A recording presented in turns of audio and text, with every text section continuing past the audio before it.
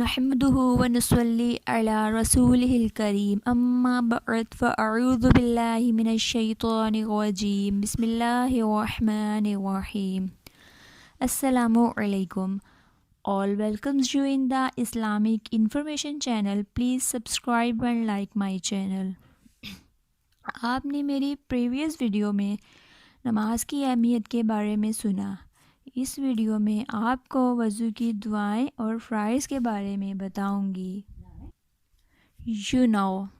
ہر کام کے لیے سب سے پہلے نیت کا ہونا ضروری ہے. جیسے نماز کے لیے نیت کی جاتی ہے اور ہر اچھے کام کے لیے نیت کی جاتی ہے. نیت میرے نبی پاک صلی اللہ علیہ وسلم کی سنت ہے. اس لیے سب سے پہلے وضو کی نیت کر لیں. اس کے بعد وضو کی دعائیں پڑھیں.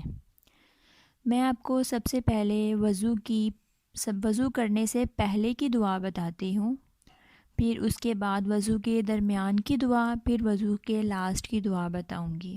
چلیں، وضو سے پہلے کی دعا یہ ہے: بسم اللہ. وضو کے درمیان کی دعا یہ ہے: اللہم اغفر لی ذنبی ووسع لی فی داری وبارک لی فی رزقی.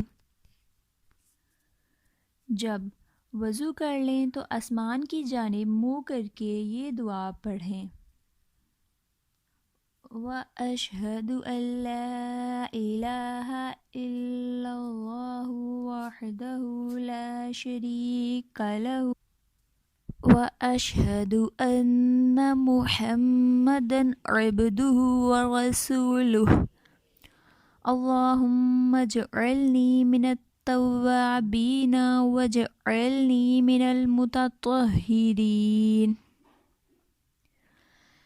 یہ وضو کے لاسٹ کی دعا آپ نے آسمان کی جانب منہ کر کے پڑھنی ہے.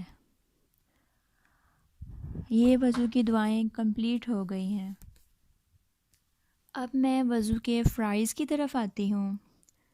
وضو کے فرائض میں قرآن پاک کی روشنی میں بیان کرنا چاہوں گی. وضو کے کل 4 فرائض ہیں، جن میں سے ایک بھی اگر ہم چھوڑ دیں تو ہمارا وضو نہیں ہوگا. قرآن مجید میں ہے: فَاغْسِلُوا وُجُوهَكُمْ، یعنی چہرے کو دھونا. اب میں چہرے کی تشریح کرنا چاہوں گی. چہرہ کیا ہے؟ عربک میں پیشانی کے بال سے لے کر ٹھوری یعنی کہ چن کے خاتمے تک، اور دوسری طرف ایک کان کے چھوٹے حصے سے لے کر جو کہ چہرے کے ساتھ ہے دوسرے کان کے چھوٹے حصے تک، یعنی یہ ہمارا چہرہ ہے. یہ ہم نے کمپلیٹ واش کرنا ہے. ایسا نہ ہو کہ کہیں سے یہ ڈرائی رہ جائے اور ہمارا وضو نہ ہو. اب ہم وضو کے دوسرے فرض کی طرف آتے ہیں: وَأَيْدِيَكُمْ إِلَى الْمَرَافِقِ، یعنی ہاتھوں کو کوہنیوں تک دھونا. یعنی پورا ہاتھ، ہماری کوہنی جہاں سے سٹارٹ ہوتی ہے وہاں سے ہم نے پورا ہاتھ واش کرنا ہے. ایسا نہ ہو کہ کوہنی کو چھوڑ کے ہم سٹارٹ کر دیں اور پھر ہم ہینڈ تک آئیں. ایسے ہمارا وضو کمپلیٹ نہیں ہوگا. ہم نے کوہنی کے سمیت ہاتھ دھونا ہے. وضو کے تیسرے فرض کی طرف ہم آتے ہیں: وَامْسَحُوا بِرُؤُوسِكُمْ، یعنی سر کا مسح کرنا. مسح سے مراد سر کے بال جہاں سے شروع ہوتے ہیں وہاں سے لے کر پیچھے تک، یعنی کہ پیشانی کے بعد سے جہاں سے بال سٹارٹ ہو رہے ہیں وہاں سے لے کر جہاں پہ بال اینڈ ہو رہے ہیں جس سے گدی بھی بولا جاتا ہے وہاں تک آپ نے ہاتھ کو گیلا کر کے وہاں تک اوپر سے لے کے جانا ہے. اب وضو کے چوتھے فرض کی طرف آتے ہیں: وَأَرْجُلَكُمْ إِلَى الْكَعْبَيْنِ، پاؤں کو ٹخنوں تک دھونا. یعنی ٹخنا پورا پاؤں تک دھلنا چاہیے. ایسا نہیں کہ ٹخنا خشک رہ جائے یا ایک سائڈ سے ٹخنے کو کر لیا ہے واش اور دوسری سائڈ سے نہیں کیا تو بھی ہمارا وضو کمپلیٹ نہیں ہوگا. یہ ہمارے وضو کے فرائض کمپلیٹ ہو گئے ہیں. اب اس میں ایسا نہیں ہے کہ آپ پاؤں پہلے دھو لیں کلی بعد میں کر لیں یا سب سے پہلے فیس کو واش کر لیں، ایسا نہیں ہے.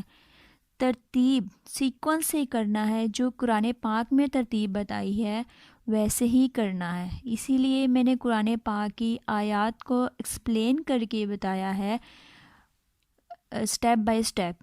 آپ نے اسی کے اکارڈنگ وضو کرنا ہے اور وضو کو بیک وقت کرنا ہے.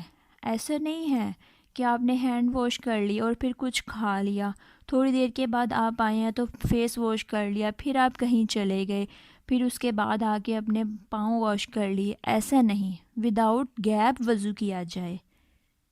وضو کو سیکوینس کے ساتھ کرنا بھی بہت ضروری ہے. آل گائز، میری اسلامک ویڈیو آپ کو کیسی لگی پلیز کمنٹس میں ضرور بتائیے گا. نیو ویڈیو کے لیے ہمارے چینل کو سبسکرائب کر دیں. Thank you.